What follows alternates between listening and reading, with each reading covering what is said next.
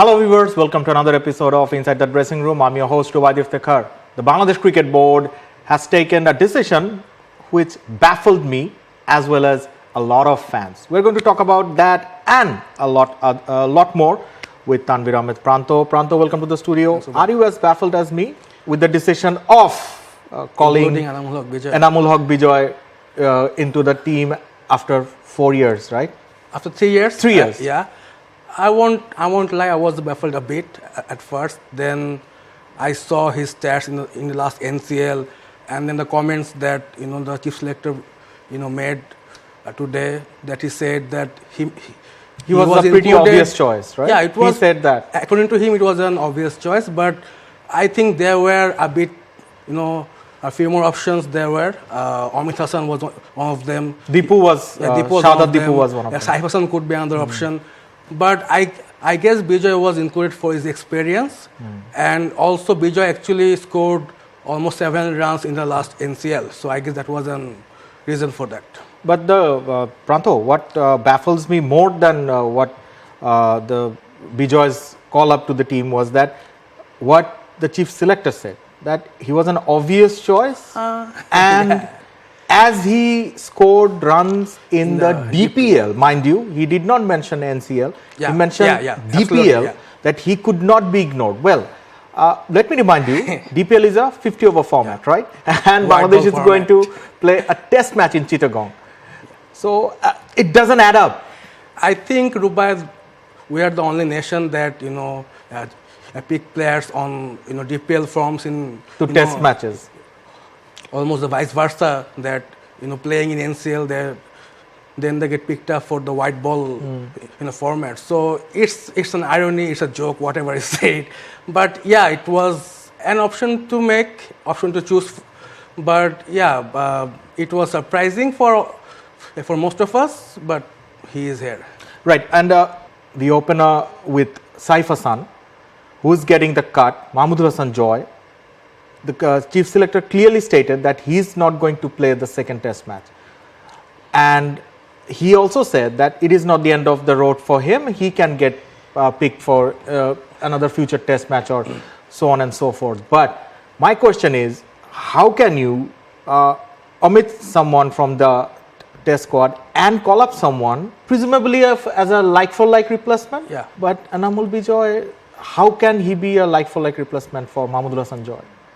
I guess according to the selectors, or I don't know, from my understanding, Bijoy is an opener.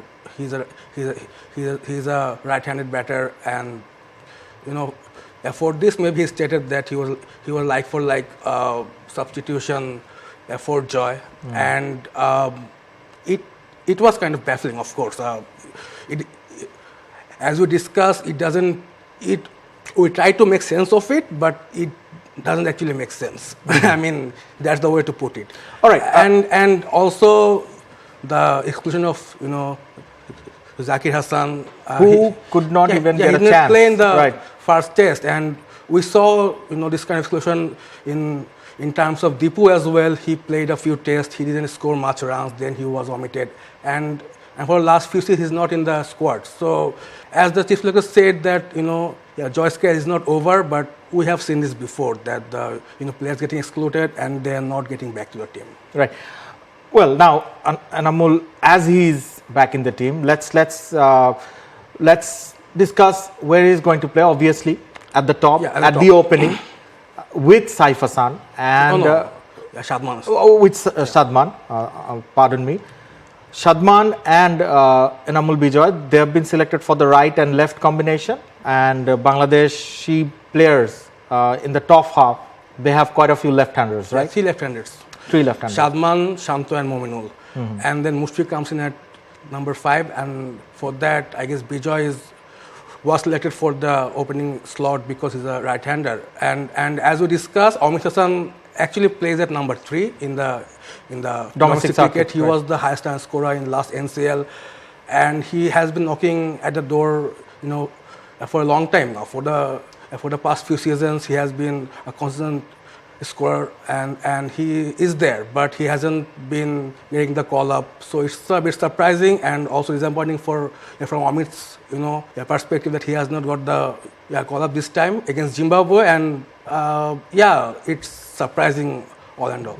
Well, again, it raises a question of if the Bangladeshi selectors are not willing to give the young bloods a chance against Zimbabwe, then which teams they are going to play against? I mean, well, I think personally the selectors and the board have pressed a panic button after losing the first test, right?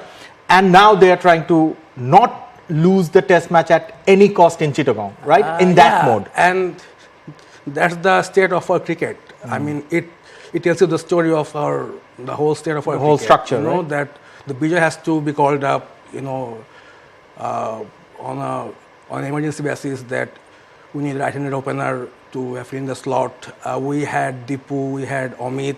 We have been talking a lot about Amit for the last few days in the medias and all. We had maybe Saif could have been given a chance as well. The new players who hasn't been tested yet. And as you said, if we can experiment against Zimbabwe, then when will we experiment? And maybe our whole cricket is an experiment as a whole. That every series, every match is an experiment, and if he fails another, maybe a player will come again, and this will just continue. Enamul Bijay was not the only addition in the team. Tanvir Islam, the left-hand off-spinner, was also included. This is also something very strange for me because we already have Taizul Islam, Mehdi Miraj, and Naeem Hassan in the squad. Are we adding a fourth spinner just for the sake of the numbers?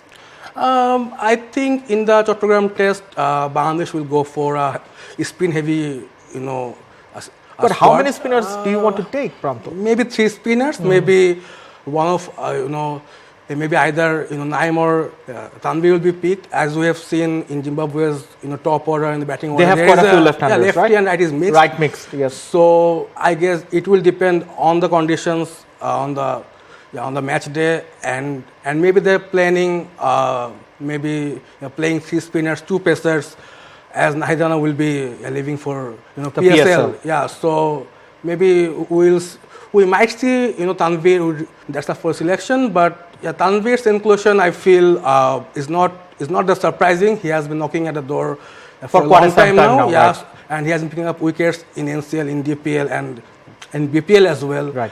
So let's see what he can do if he gets a chance. All right, we all hope that Bangladesh can put up a good fight on the second test, and they have to win. Actually, they have to win, and especially they can select their best 11. That's my concern.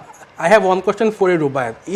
If Bangladesh lose the match in the second test, what will be the aftermath, you think? Well, Pranto, don't we know the answer already? A lot of chopped heads, a lot of dropping and changing in the squad, a lot of new names, but no actual work, process to be taken up. Anyways, Pranto, that was all the time we have for you today. Thank you. Thank you.